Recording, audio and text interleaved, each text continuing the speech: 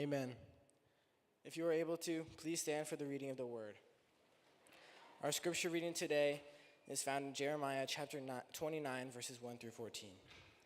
This is the text of the letter that the prophet Jeremiah sent from Jerusalem to the surviving elders among the exiles and to the priests, the prophets, and all the other people Nebuchadnezzar had carried into exile from Jerusalem to Babylon. This was after King Jehoiakim and the queen mother, the core officials and the leaders of Judah and Jerusalem, the skilled workers and the artisans had gone into exile from Jerusalem. He entrusted the letter to Elisha, son of Shaphan, and to Gemariah, son of Hilkiah, whom Zedekiah, king of Judah, sent to King Nebuchadnezzar in Babylon. It said, "This is what the Lord Almighty, the God of Israel, says to all those I carried into exile from Jerusalem to Babylon. Build houses and settle down. Plant gardens and eat what they produce. Marry and have sons and daughters. Find wives for your sons and give your daughters in marriage so that they too may have sons and daughters. Increase in number there, do not decrease. Also, seek the peace and prosperity of the city to which I have carried you into exile. Pray to the Lord for it, because if it prospers, you too will prosper.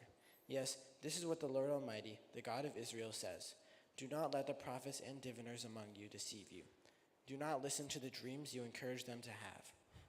They are prophesying lies in my name. I have not sent them, declares the Lord. This is what the Lord says. When 70 years are completed from Babylon, I will come to you and fulfill my good promise to bring you back to this place.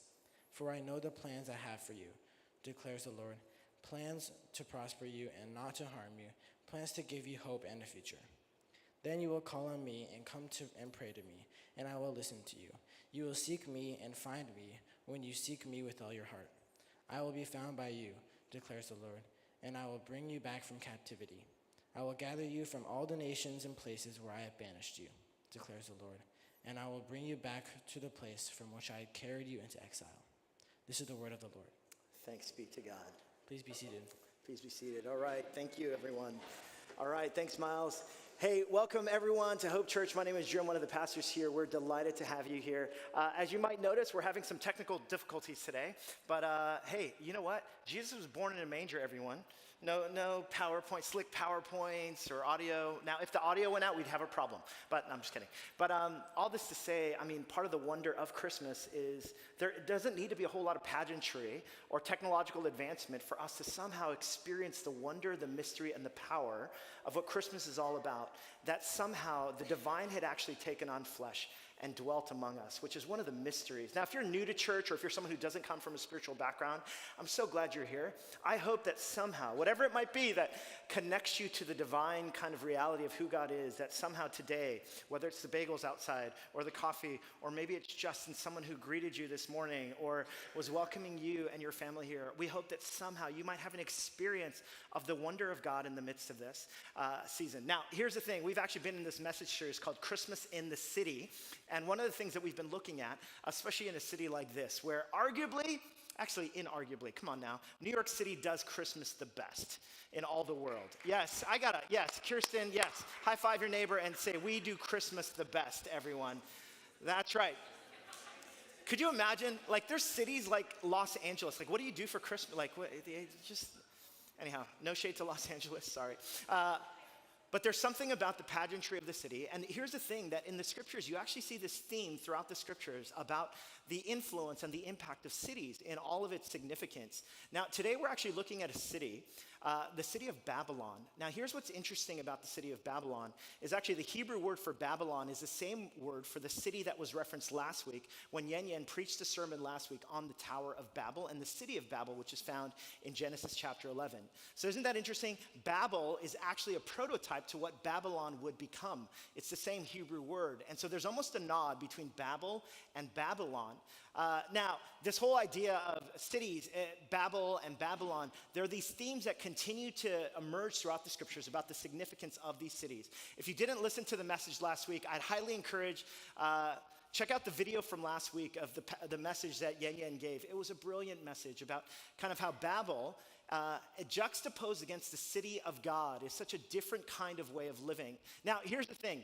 St. Augustine, who was actually a bishop in the early church in northern Africa, St. Augustine famously wrote a book called Confessions. And in his book Confessions, he actually writes about his own dramatic conversion as a young person who lived a life as an intellect, who was educated in many different ways, but ended up kind of pursuing this partying lifestyle, and all of a sudden came to the realization of what faith meant and faith in God, had this dramatic conversion in the 4th century, ends up following Jesus, renouncing the ways of the world and following Jesus wholeheartedly. He ends up becoming a bishop in North Africa. Now, here's the thing. If you know anything about the history of the Christian church, you probably know that it didn't start with all this power and pageantry, like Christians had all this social capital in the world. Actually, Christians were a persecuted minority. In fact, in the Roman Empire, they were constantly, throughout the first 3 to 4 centuries of the early church, were constantly persecuted for their faith, put to death, family members put to death as well. But what ends up happening is Constantine has this vision at the battle at the Milvian Bridge, ends up having this dramatic conversion to Christianity himself. Now, there's all sorts of controversies around this dramatic conversion, but what Constantine does then, as the emperor, he ends up allowing not only Christianity to flourish within the Roman Empire, but then a few centuries later, Christians would actually become the norm of the Roman Empire. Now, here's what happens throughout history, though, and thus begins this era that we call Christendom. Now, Christendom is this era where Christianity, before it was this persecuted minority, and in fact, when Jesus came into the world, he was part of this persecuted group called Jews who were actually born under the hand of Rome and all of its military might. That's why nobody predicted that Christianity would grow or flourish in these different ways. But here's what ends up happening is Christianity then becomes the official religion of the Roman Empire. And here's what happens. In the early part of the 5th century, in the 4th century, in 410, the Visigoths actually came and sacked Rome. And so if you could imagine what ends up happening then, the Roman Empire, this was in that region of the world, the known world at that time for Rome, they were considered the ones with military strength, all the capital in the world, all the power, the economic power, and all of a sudden Rome gets sacked by the Visigoths. And now people are like, oh snap, Rome, which we thought was indestructible, now all of a sudden looks incredibly vulnerable. Why? Because this outside force, which we never thought, because Rome is used to conquering everyone else, but this outside force, all of a sudden, they invade Rome, and now Rome and the Roman Empire starts to feel a little bit fragile. Now, St. Augustine, who's actually a bishop of northern Africa, he starts to write these reflections after he's matured as a person of faith, and he ends up writing a work that has really stood the test of time in many different ways. But he writes in this kind of historical context, he writes what's called the City of God. Now, as he's writing this work of the City of God, what he's trying to do is he's trying to give the people, especially the Roman Empire, where all of a sudden they're starting to feel fragile. They're like, we were the world's power. In fact, some people start to blame Christians. They're like, oh my goodness, it's because we started following this Jesus person that all of a sudden Rome is now vulnerable. And what Augustine begins to write is he says, listen, I just want you to know, there's this earthly world that we inhabit, and in this earthly world, there's these two cities.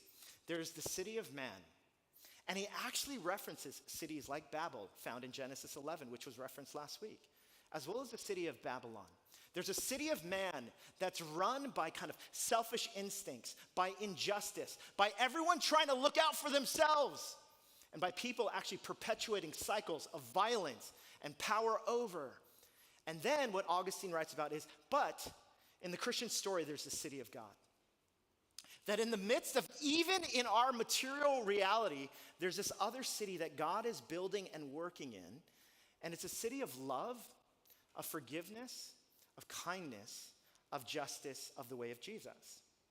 And so he writes about the city of God, and which city will you be following? The city of man or the city of God? And he actually uses cities like Babel and Babylon to, again, illustrate the history of oppressive forces. Now, these are simply symbols. They were actually real places. Babylon was a real place with a real city.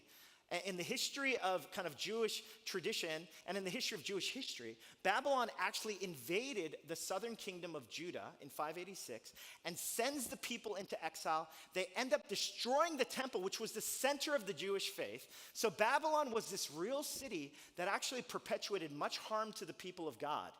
And Babylon is actually referenced so time and time again. And this is what Augustine is referring to. You see, when we live our lives, there's these two cities. There's the city of man that people are building and the city of God. And what he's trying to do is hey, listen, everyone, calm down. Everyone's so worried about Rome and its vulnerabilities, trying to blame God for things. And he's basically like, listen, I just want you to expand your horizons about perhaps what God is working out, not only in the heavenlies, but also in our lived reality. And he talks about the city of God. The city of God that's defined by the way of Jesus. That is so different than the world that we live in. Now, in many ways, that's what this whole sermon series is about. What does it mean, and what does the Christmas story mean? About living according to a different story than the story of the vulnerabilities of our fears, or the story of competition and getting over on people and excelling and beating our competition out there. What does it mean to live according to the city of God? To be in the world but not of the world. Now, as I was thinking about this, I thought, what better kind of message about the city of God than this city, the city of New York? I said, inarguably the greatest city in the world. And here's the thing, our city is built on ambition, on money, up and to the right. It's one of the reasons why I love our city. Our city, we just do Christmas right, like I mentioned. We do everything right. In fact, the whole world kind of tends to revolve around New York. Now, I recognize if you're visiting from out of town, you're probably like, this sounds so typical of New Yorkers. This is what you believe about yourselves. I often tell this story when it comes to New York. When our daughter, when she was younger, she was on the merry-go-round in Bryant Park. I remember I was just watching her play in Bryant Park, and I'm just kind of like, oh my goodness, it's amazing. And then I was like, Bryant Park, I'm standing in the middle of Manhattan, which is like the main borough of the 5 boroughs. And I was like, I'm standing in the middle of the city. And then I was thinking, I'm like, New York City, it's kind of like the center of the United States of America in terms of its cultural influence and all these different ways. I'm standing in the center. I realized, I'm standing in the center of the city. I'm standing in the center of the United States of America. And then all of a sudden I was like, you know what? The United States is the world power, globally. In fact, New York City has the most influence in the entire world as a city. So I remember I was just standing and I'm like, I'm standing right now in the center of the world. And then I was thinking, you know what? I don't even know if there's, we don't know if there's kind of living species outside of the earth. And so all of a sudden I was like, I'm standing in the middle of the universe. Now, here's the thing, right? As New Yorkers, most of us are like, I get that. I get that. That's what we think about our city. And so, especially in a city like ours, what does it look like for us? Are we building the city of man or the city of God? And this is the same thing that Augustine was bringing up centuries ago, but it's the same question that today, we're supposed to get out of our doldrums and be like, wait a minute, what am I living for? And whose name am I building in this city? Now, when it comes to the city of Babylon, here's what's interesting, because the people of Israel, or the people of Judah, are actually sent out. They're sent out into exile. People of Israel had already been conquered. That was the northern kingdom. Judah had been in exile. The temple is destroyed. So, to a people then that are living in Babylon now, could you imagine? The people of God, they're like, wait a minute, we're living in this foreign land as exiles. The center of our faith and our history has been destroyed. The promises that we had about following God, now we're living in utter darkness or in exile. Again, the people of God is not a story of people of health and wealth all the time. It's a people who are living in this confusing in-between, living in places like Babylon. How in the world are we supposed to exist in a city like this? And notice what it says. Jeremiah chapter 29, verses 4 to 7. It says, this is what the Lord Almighty, this is a prophetic word given from Jeremiah to the people living in exile. He says, the God of Israel says to all those I carried into exile from Jerusalem to Babylon. Now, there's a moment there where I'm just like, wait a minute, God, you carried us into exile? What do you mean? What are you talking about? Now, in the scriptures, theologically, there's different aspects of God's will. There's what's called God's decorative will, where he decrees something, and what God does in his power and sovereignty, he decrees something. Then there's his hidden will, the hidden things that we just don't understand, that's talked about in Deuteronomy chapter 29, verse 29. But there's also something called the permissive will of God, that because of the brokenness and sinfulness of the world, God sometimes permits things.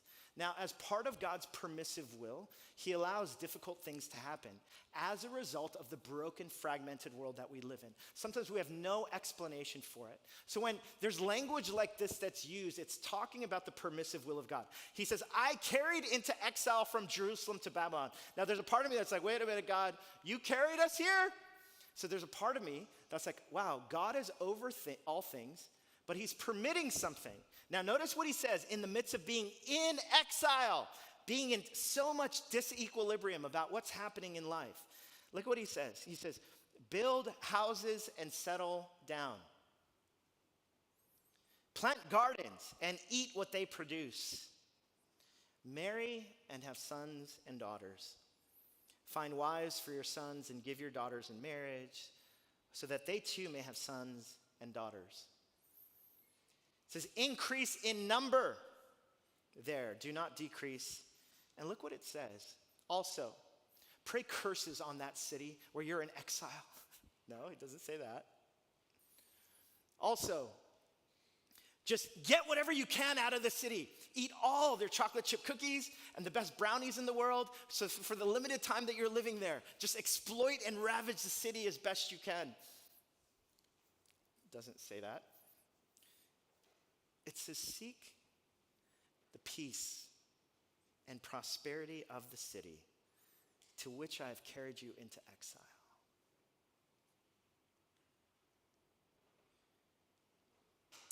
Pray to the Lord for it, because if it prospers, you too will prosper. What? Now that's different. Different. Wait a minute, God, you're telling me that here we are in exile. We're in enemy territory. And here, what you're encouraging us to do is actually to put down roots here. Not only to put down roots, but to also seek the peace and prosperity of the city. To actually be generous to the very people who have plundered us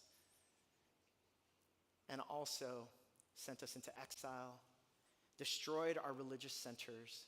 The people who the world might say, those are our enemies. You're asking us to bless them and to seek the peace and prosperity.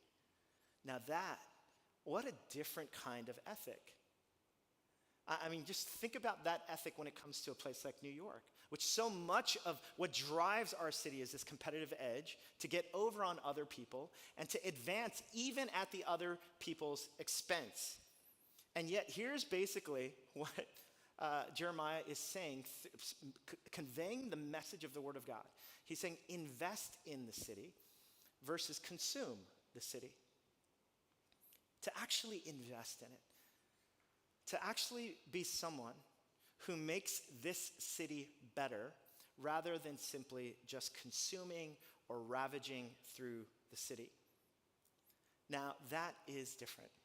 You know, when I think of our city of New York, and I meet people who, usually New York is this place, and E.B. White would often talk about in his book, Hello, New York, about the different New Yorks that there are and the different populations that have come through the city. And of course, in a place like Manhattan, there's so many people who have come to the city, but it's just basically a launch pad to something else.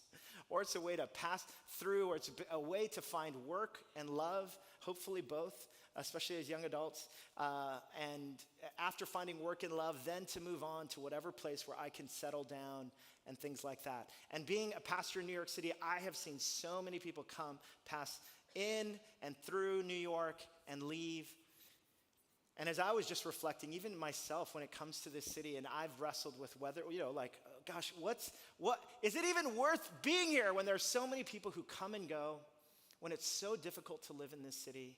And honestly, the part of me, my natural impulse is like, gosh, I just need to, however long I'm here, I just need to do all the fun things I can because the time is limited, and then I'm going to get the heck out of here. Now, what's so interesting and so different is here, the overture that Jeremiah is making through the word of God is to actually be a place, be a people who actually don't live according to the ways in which I want to use the city and consume the city for my own selfish purposes, but to actually be a people who seek the good and the prosperity of the city, and to, instead of thinking of consuming the city, to actually be a person who actually invests in the city. Now, the problem with that is most of us, especially in a world that we live in, we have a hard time committing to anything or investing in anything. Most of us, even when it comes to relationships, even when it comes to church communities, even when it comes to neighborhoods, I mean, there's a part of me that's just like, why is it worth investing in when either people are gonna leave, or I'm gonna leave, or the city's going to change? I know that I often say that all the time to myself. My wife and I talk about that frequently. There's actually the lyrics to this song that I came across by Stephen Sondheim, who's kind of a legend within the theater world. And in his one of his plays called Company, he writes the song where the main character named Bobby is wrestling with kind of thinking and learning about love. And one of the things that Bobby wrestles with, there comes this moment in the kind of the middle of the play where Bobby is wrestling with, trying to find true love. But here's how the lyrics go. It says, "Marry me a little, love me just enough, cry but not too often, play but not too rough. Keep a tender distance so we'll both be free. That's the way it ought to be." Now, do you see what Bobby is saying is basically like, listen, I want love, but maybe not too much. Just keep your distance a little bit. I mean, isn't this the mantra of New Yorkers? I'm ready. Marry me a little. Do it with a will. Make a few demands I'm able to fulfill. Want me more than others, but not exclusively. That's the way it ought to be. I'm ready now. You can be my best friend. I can be your right arm. We'll go through a fight or two. No harm, no harm. We'll look not too deep. We'll go not too far. We won't have to give up a thing. We'll stay who we are. Right? Okay then, I'm ready now. Someone marry me a little, love me just enough, warm and sweet and easy, just the simple stuff. Keep a tender distance. Ah, yes, isn't that the spirit of New York? Let me just keep isn't that the spirit of churches in New York? Let me just listen. I just want to walk. We got name tags. I'll give you. My name is Peter. You're the wrong name. I don't want you writing my name down. I don't want you to know my name. I just want to get in and get out of here. I mean, this is the spirit of our age.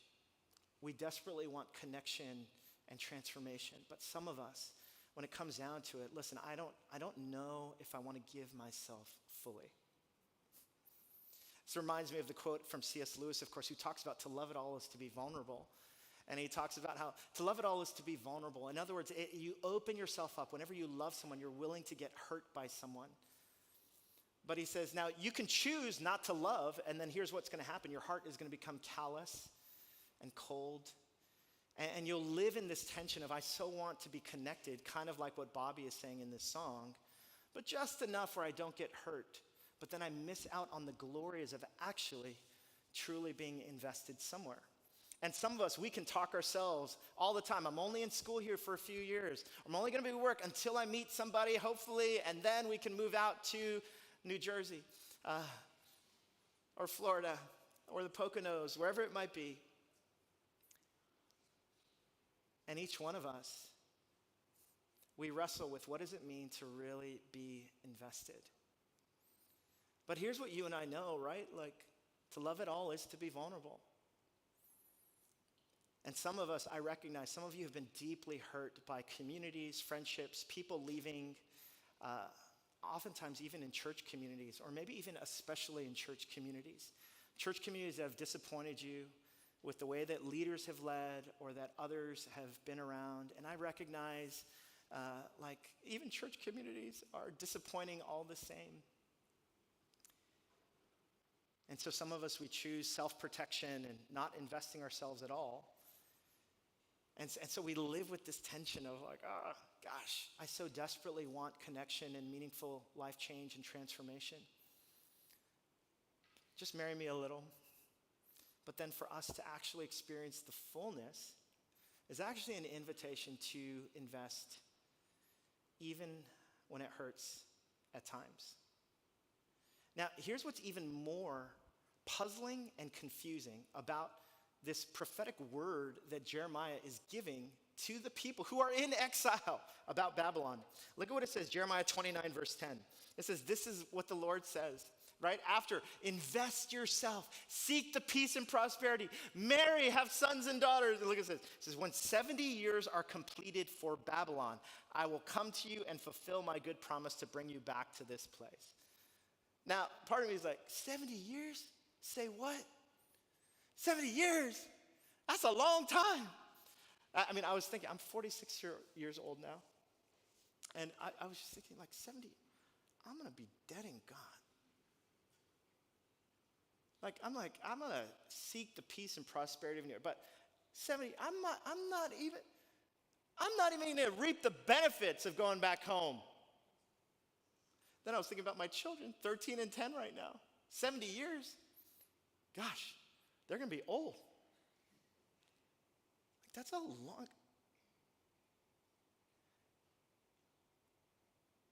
Even more so, I'd be like, wait a minute, God, I don't know if I should invest in this. I got to live for myself. That's what I need to do.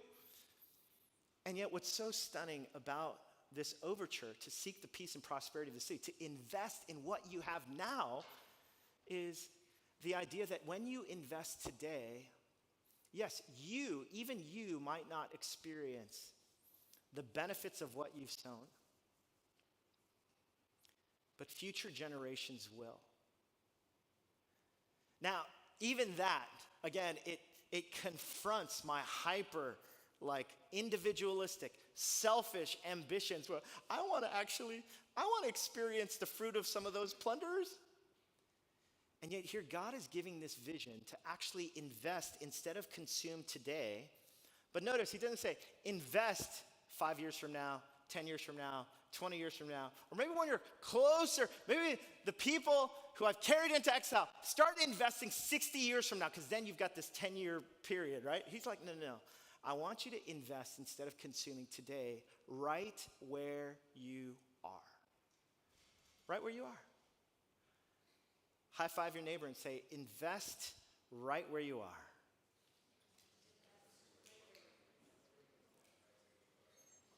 That's right. It's what does it look like for us to actually be a people who have a vision to invest in our city, into other people, to actually risk loving and being generous and kind, to actually extending ourselves to seek and the peace and prosperity of others, our neighbors, our schools, our workplaces, beyond us for the sake of future generations.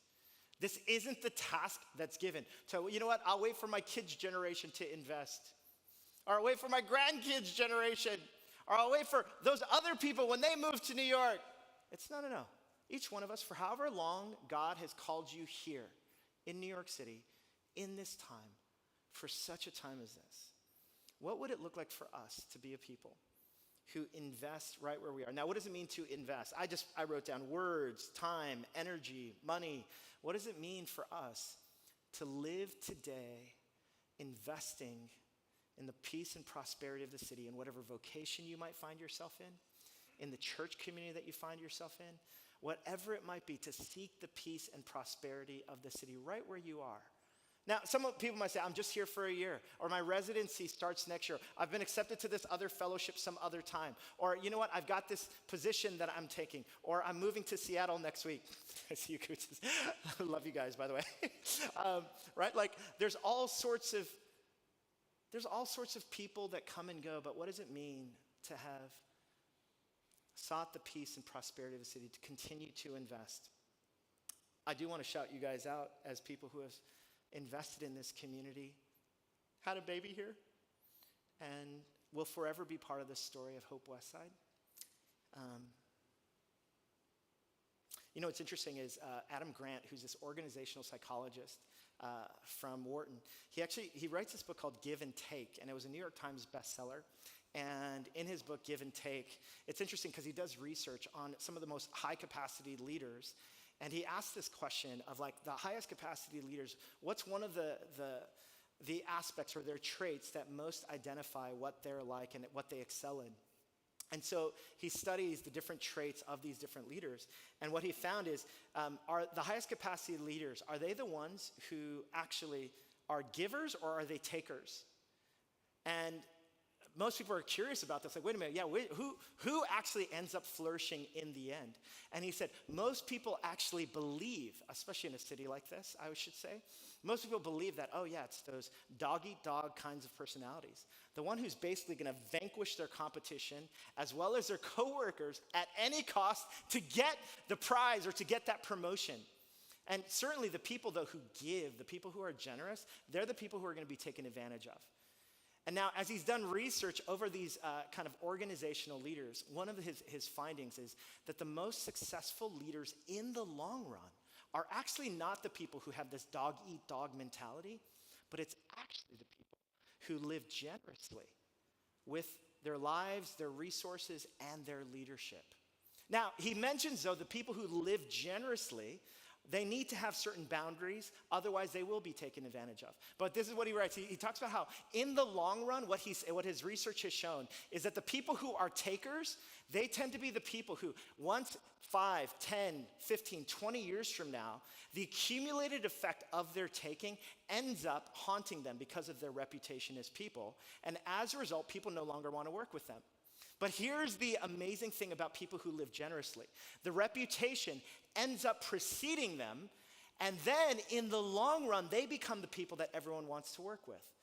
That traits such as generosity, humility, and being a giver actually, in the long run, helps people flourish longer. Now, of course, those givers need to modify their giving with a certain kind of boundaries and a wisdom where they're going to leverage their giving. He actually talks about one entrepreneur from Silicon Valley named Adam Kifkin has this thing called 5-minute favors. And 5-minute favors are simply just the posture that I can do whatever I can do for you in 5 minutes, whether it's connecting you to someone or giving a small gift or doing something within 5 minutes. It doesn't have to be a large outside gift all the time. What does it look like with my words, time, energy, money, to actually be someone who's just known as a generous person? Now, isn't that interesting that that kind of reputation, even in the business world, research has shown that being generous and investing right where you are, whatever situation you might be in, you might not be the CEO of a company or the executive director of a nonprofit, but wherever you are right now, as a student, as a neighbor, what does it look like for us to be a people who actually are known as givers, not as takers? Now, as I was just thinking about our own church community, and as I think about people here, guys, I recognize, listen, I've seen people come and go in many different iterations, and as I was just reflecting on the story of hope and the story of our church in this area, I was just thinking, God, let us hopefully be a place that's known for our generosity. It's why we ended up purchasing a building that 90% of the time it would be used by other organizations and churches. It was so that we could, however long Hope exists as a church, hopefully it's long after me, but what does it look like for us to be about the city and not simply about our own church?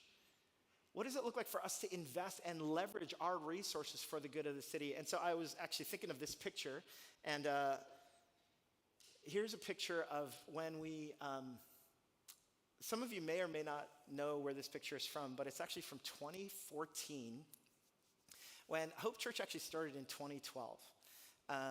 But in 2014, this was the first group of people that wanted to start a church in Manhattan.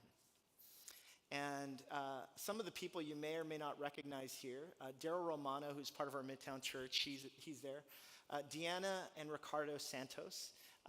Ricardo actually passed away a couple of years ago. And Jeannie, before she met Mike, is in this picture. Shout out to Jeannie. Then they met at our church. Anyhow, and I look at John Chu, who's part of our East Village community now. Paul and Jamie, who are part of this church community, they actually just moved back to Los Angeles, but they ended up helping start a church in Jersey City. And James and Pauline, who were part of the founding church of ours in Midtown, and now they're in Pennsylvania. And, I look at this just picture of all these different faces and people, and a part of me is so thankful for the part they played in the story of, honestly, without this group of people that started it, I don't know if we'd be here today. Mike may not be married. No, I'm just kidding, Mike. Sorry, I don't. And I just thought about the investment that people made 11 years ago that would end up not only starting Hope Midtown, but then Hope East Village and Hope West Side eventually. We're all just part of the story that God is writing. But it's because of the investment that these people made of those 11 years ago. It's the investment that Mike and Christina have made and others who have been part of this story that we actually hopefully get to be a blessing to future generations. Yes, you may not yourself reap the benefits of when we can finally get our tech instruments running properly. No, I'm just kidding. Sorry, that's no shade at anyone, guys. I just think it's funny to, yeah. Sorry, seriously, I just think it's great. One day, maybe one day. But even if not one day,